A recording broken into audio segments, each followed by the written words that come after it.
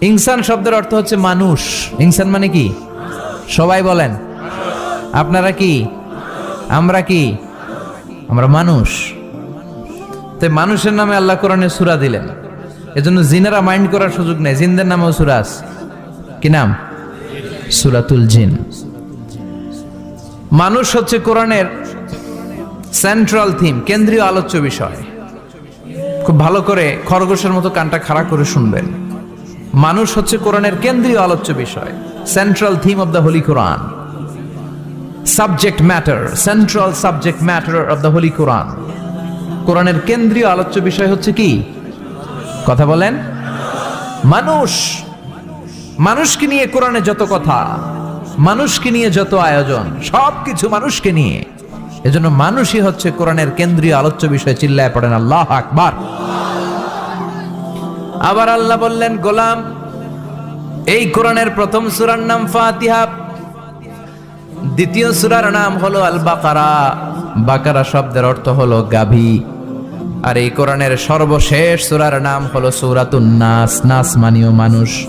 আল্লাহ বুঝাতে চাইলেন, কোরআন শুরু করেছি প্রাণীর নামে একটা সূরা দিয়ে, আর এই কোরআনটারে শেষ করেছি মানুষের নামে একটা সূরা দিয়ে। তার মানে এই কোরআনটা যদি ভালোভাবে হৃদয়ঙ্গম করতে পারো, তোমাদের মধ্যে পশুত্বের যে প্রবৃত্তি আছে, পশুত্ব দূর হয়ে তুমি মানুষের মতো মানুষ হয়ে যাবা। কোরআন পড়লে আপনার মধ্যে পশুত্ব থাকবে না, আপনি মানুষ হবেন, মানুষের মতো মানুষ। কিসের মতো? এই পৃথিবীতে মানুষ হওয়া সবচেয়ে কঠিন, মানুষের বড় অভাব। অনেকে বলবেন, কি বললেন হুজুর, পৃথিবীতে প্রায় 600 কোটি মানুষ, আর আপনি কোন মানুষের অভাব? আসলে 600 কোটি যা দেখা যায় এগুলো মানুষ না, এগুলো জনসংখ্যা।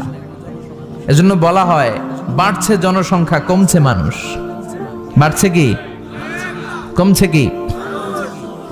মানুষ সব মানুষ হতে পারে নাই, মানুষ হওয়া বড় কঠিন। এই কোরআন এসেছে মানুষের মতো মানুষ বানাতে। গরুর পেট থেকে যদি কিছু বেরোয়, আমরা ওইটারে বলে গরু। ছাগলের পেট থেকে বেরোলেই ওটা ছাগল হয়ে যায়, কিন্তু মানুষের পেট থেকে বেরোলেই ওটা মানুষ হয় না, ওটারে মানুষ বানাইতে হয়, ওইটারে মানুষ করতে হয়, তাই না? আবার ছাগলকে কেউ কোনোদিন বলে না তুই ছাগলের মতো ছাগল হ, গরুকে কেউ কোনোদিন বলছে তুই গরুর মতন গরু হ, কিন্তু মানুষকে বলা হয় তুই মানুষের মতো মানুষ হ। কোরআন এসেছে আমাদেরকে মানুষের মতো মানুষ বানাতে, ঠিক কি না? এই দুনিয়া এখন তো আর সেই দুনিয়া নাই, মানুষ নামের মানুষ আছে দুনিয়া বোঝাই, সেই মানুষের ভিড়ে আমার আসল মানুষ নাই, ঠিক কি না? আসল মানুষের বড় অভাব, আসল মানুষের বড় সংকট। এই কোরআন এসেছে আমাদেরকে আসল মানুষ বানাতে। কোরআন এসেছে আমাদেরকে মানুষের মতো মানুষ বানাতে। এজন্য যে মা বাবারা চান আপনার ছেলে টেন্ডারবাজ না হোক, চাঁদাবাজ না হোক, 31st নাইটে মেয়েদের ওন্না ধরে টান না দেখ, ফেন্সি ডিলের টাকার জন্য আপনারা লাথি মেরে ঘর থেকে বের না করে দেখ, ওই মা বাবারা ছেলে মেয়েদেরকে একটা কিতাব পড়ায় দিবেন। কিতাবটার নাম কি? এই কিতাবটা পড়লে আপনার ছেলেরা শিক্ষিত বানাবে কে? আমি বলি, teach your children the holy Quran, holy Quran will teach your children everything. আপনি আপনার ছেলেরা শুধু কোরআন শিখান, কোরআন আপনার ছেলেরা গোটা দুনিয়াটা শিখাই দিবে। কারণ কোরআনের প্রথম বাণী হচ্ছে পড়ো। Educate yourself, educate your generation. নিজে শিক্ষিত হও, সভ্য হও, সিভিলাইজড হও। শিক্ষার কথা কোরআনে আছে না নাই? কোরআনের প্রথম শব্দটা কি? ইকরা। ইকরা মানে কি? সবাই বলেন, প্রথম শব্দটা কি?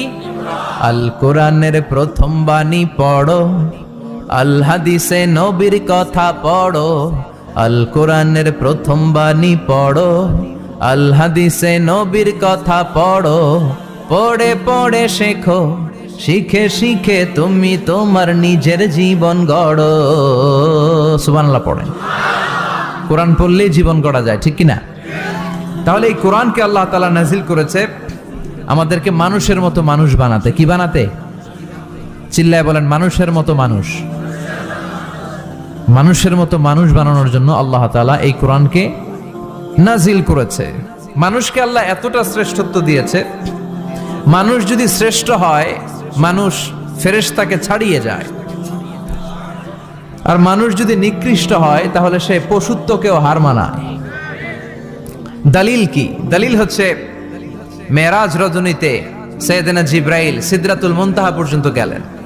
ওইখান থেকে দুইটা ঝর্ণা বা নদী নেমে গেল। বিষ্ণু বললেন, জিব্রাইল, এই নদী দুইটা কোন নদী? সাইয়েদনা জিব্রাইল বললেন, এই দুইটা নদী সিদরাতুল মুনতাহা থেকে পৃথিবীর দিকে নেমে গিয়েছে। আর একটা হচ্ছে ইরাকের ফোরাত নদী, আর একটা হচ্ছে মিশরের নীল নদী। এরপরে সাইয়েদনা জিব্রাইল বললেন, ইয়া রাসূলুল্লাহ, ইয়া হাবিবাল্লাহ, এই জায়গার নাম হলো সিদরাতুল মুনতাহা।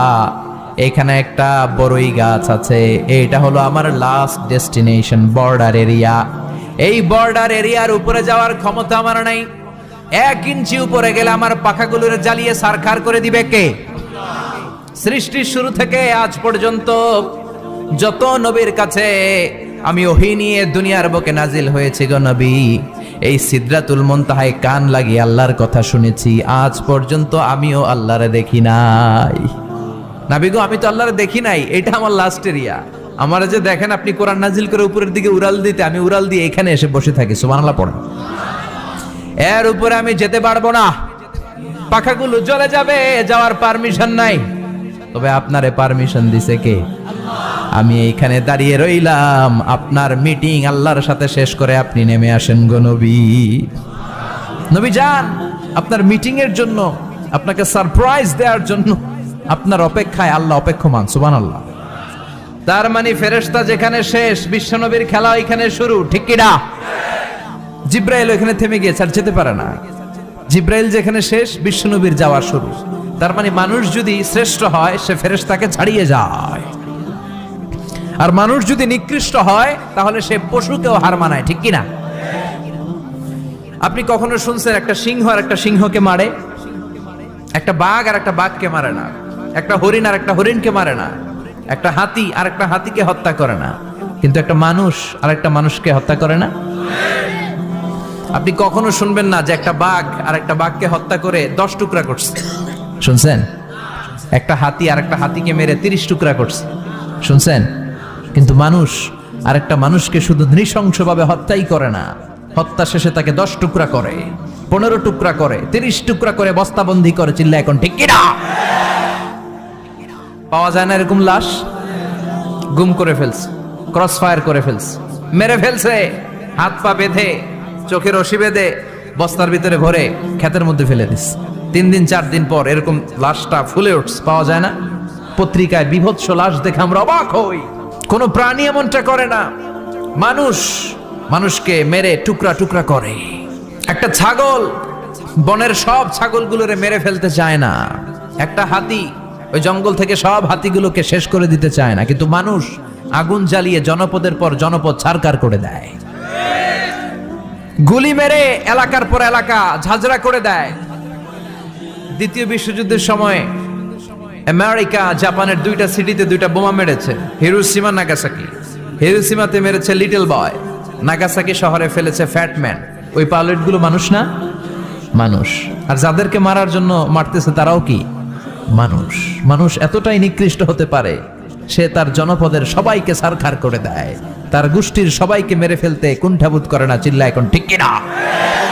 এজন্য আল্লাহ ডেকে বললেন, লাহুম কুলুবুল লা ইয়াফকাহুনা বিহা ওয়া লাহুম আ'য়ুনুল লা ইউবসিরুনা বিহা ওয়া লাহুম আযানুল লা ইয়াসমাউনা বিহা উলাইকা কাল আনআমি বাল হুম আদাল উলাইকা হুমুল গাফিলুন। আল্লাহ বললেন, ওদের চোখ আছে, ওরা চোখ দিয়ে দেখে না। হৃদয় আছে, হৃদয় দিয়ে তার ভাইয়ের জন্য তার মায়া লাগে না।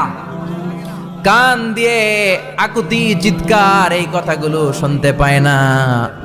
উলাইকা কাল আনআম, দেখতে এদের হাত আছে, পা আছে, চোখ আছে, দেখতে মানুষের মতো, আসলে এগুলো মানুষ না, এগুলো পশু। বালহুম আদাল, পশুর চেয়েও খারাপ, ঠিক কি না? এগুলো শুধু পশুই না, এগুলো পশুর চেয়েও খারাপ। এই কোরআন যদি আপনি পড়েন, আপনার এই পশুত্বের মনোভাবটা দূর হয়ে যাবে, আপনি মানুষের মতো মানুষ হতে পারবেন, ঠিক কিনা? এজন্য আল্লাহ মানুষের নামে একটা সূরা দিলেন, সূরার নাম আল ইনসান। সূরার নাম সবাই বলেন। আরো জোরে। ইনসান মানে কি? আরো জোরে কোন? আমরা সবাই কি? মানুষ। মানুষ নিয়ে মানুষের মধ্যেও কৌতূহলের শেষ নাই। বিজ্ঞানীদের মতে মানুষ হচ্ছে হোমোস্যাপিয়েন্স গ্রুপের একটা প্রজাতি, যার বিবেক আছে, বাক শক্তি আছে, বুদ্ধি আছে, চেতনা আছে, উপলব্ধি করার মতো ক্ষমতা আছে। চিল্লা এখন ঠিক কিনা? মানুষের আসল রূপটা কি, মানুষ আসলে কেমন, এ নিয়ে মানুষেরই গবেষণার শেষ নাই। আপনারা একজন জার্মানি দার্শনিক আছে, কার্ল মার্কস, নাম শুনে থাকবেন, শুনছেন না? উনি অনেক গবেষণা করে পাইলেন মানুষ হচ্ছে পেট সর্বসজীব, মানে মানুষের পেট ঠান্ডা তো দুনিয়া ঠান্ডা। উনি গবেষণা করে পাইছে মানুষের পেট ঠিক তো সব ঠিক। উনার পরে আরেক দার্শনিক আসলো, ওনার নাম হচ্ছে ভ্লাদিমির লেনিন। উনার বাড়ি হচ্ছে রাশিয়া, উনি রাশিয়ান স্কলার, ফিলোসোফার। উনি এসে বললেন না, মানুষের পেট সমস্যা বড় সমস্যা নয়, মানুষের আসল সমস্যা হচ্ছে যৌন সমস্যা, সেক্স সমস্যা। মানুষের সেক্স ঠান্ডা তো সব ঠান্ডা। চার্লস ডারউইন, ইংল্যান্ডের আরেক দার্শনিক, উনি এসে বললেন তারা দুজন যা বলছে সব ভুল বলছে।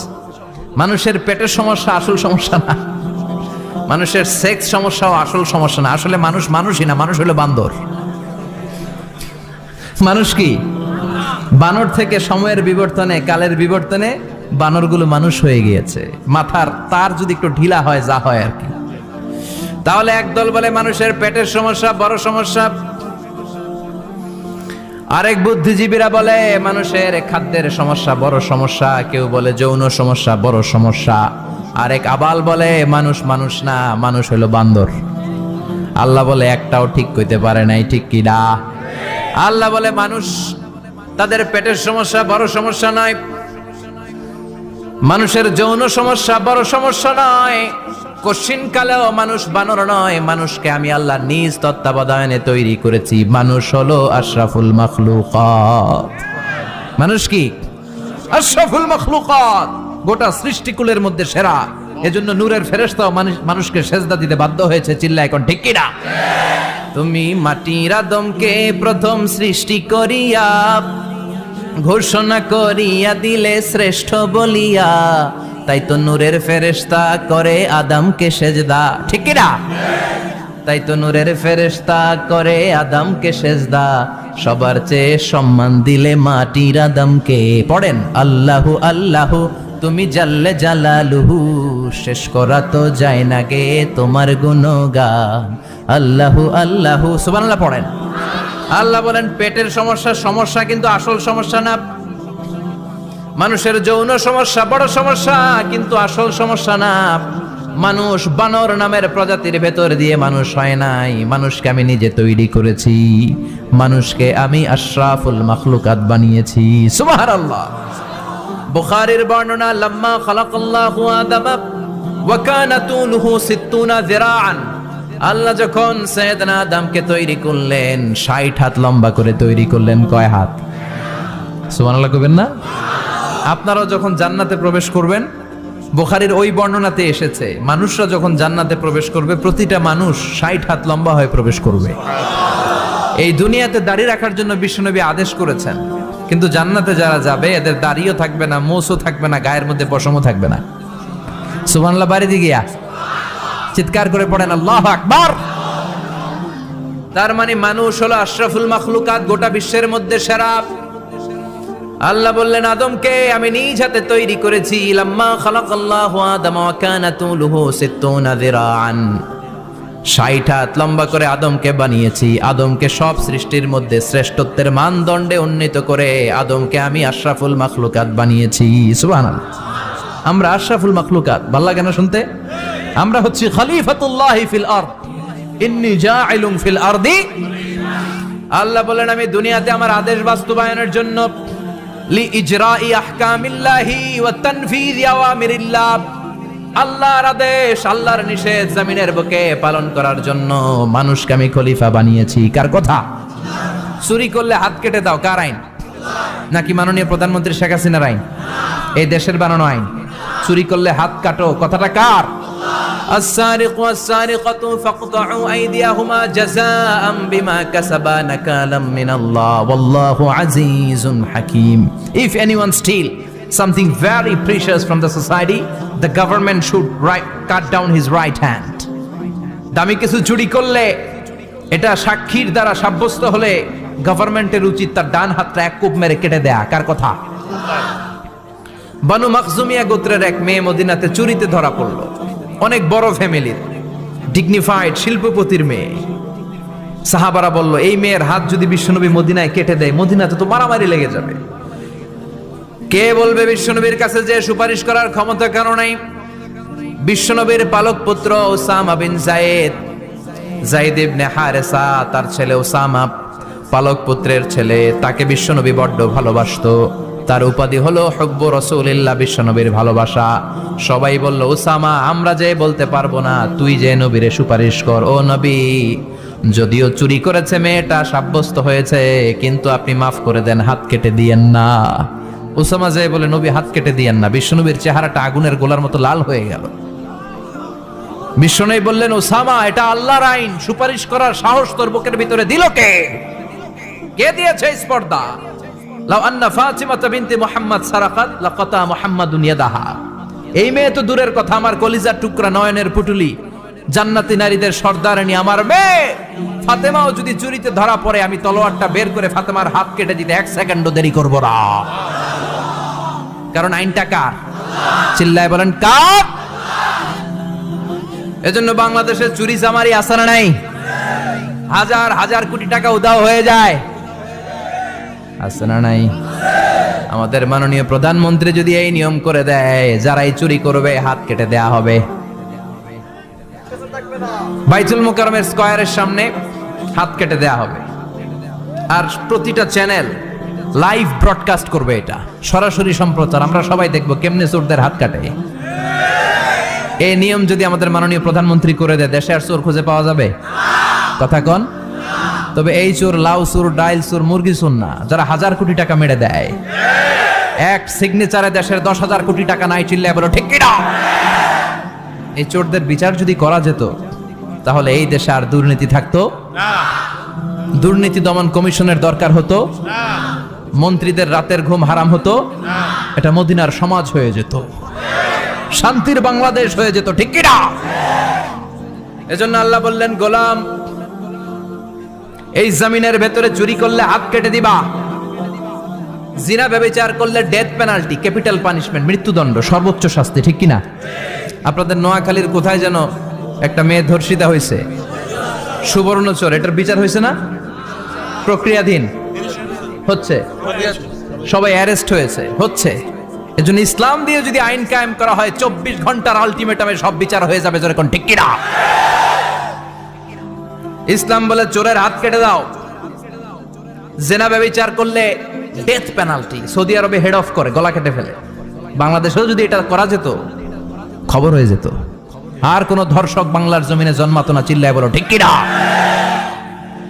আল্লাহ বলেন, আমি মানুষকে খলিফা বানিয়েছি আমার এই হুকুম আকামগুলো বাস্তবায়নের জন্য। সব সৃষ্টিকুলের মধ্য থেকে মানুষকে আমি বানিয়েছি আশরাফুল মাখলুকাত। আবার মানুষকে বানিয়েছি আমি আমার খলিফা। আবার মানুষের চেহারাটা আমি আল্লাহ সব চাইতে সুন্দর করে তৈরি করেছি। সুবহানাল্লাহ। লাকাদ খালাকনাল ইনসানা ফি আহসানি তাকওয়িম। আমি মানুষের চেহারাটা সব চাইতে চমৎকার অবয়ব দিয়ে তৈরি করেছি রে গোলাম। সুবহানাল্লাহ। পৃথিবীতে যত প্রাণী আছে, সব সৃষ্টির মধ্য থেকে আমাদের সৃষ্টিটা সুন্দর না? আপনি হিউম্যান অ্যানাটমি নিয়ে যদি গবেষণা করেন, কেমনে আল্লাহ আমাদের এখানে হার্ট দিলেন, লাঞ্চ দিলেন, হ্যাঁ, তারপরে 206টা হাড্ডি দিলেন, হাড্ডিগুলো আবার ব্যান্ড করা যায়, দেখছেন? বাঁকা করা যায় না? এটা বাঁকা করা যায়। বাঁকা না করলে আপনি খাইতে পারতেন? ক্রিকেট যারা খেলো, পেস বল করতে পারতা? স্পিন বল, হ্যাঁ, অফিস স্পিন, লেগ স্পিন, কয় হুজুরও জানে কেমনে দিই, তোর থেকে শিখছি বেটা। তো এই যে ছেলেপেলারা এরকম অফ স্পিন করে, লেগ স্পিন করে, এগুলো হচ্ছে আল্লাহর দেয়া কারিশমা। হাত ঘুরানো যায়। আল্লাহ যদি এটাকে এরকম ব্যান্ড করার সুযোগ না দিতেন, করতে পারতাম? আবার এইখানেও বাঁকা করার সুযোগ আছে না নাই? এইখানেও আছে না নাই? আবার এইখানেও আছে না নাই? কত কাজ। বাজার করে যখন বাজারের ব্যাগ যখন নিয়ে আসেন, কোথায় ধরে রাখেন? আঙ্গুলে ধরে রাখতে হয়। ক্যারাম যখন খেলো, কি দিয়ে টোকা মারো?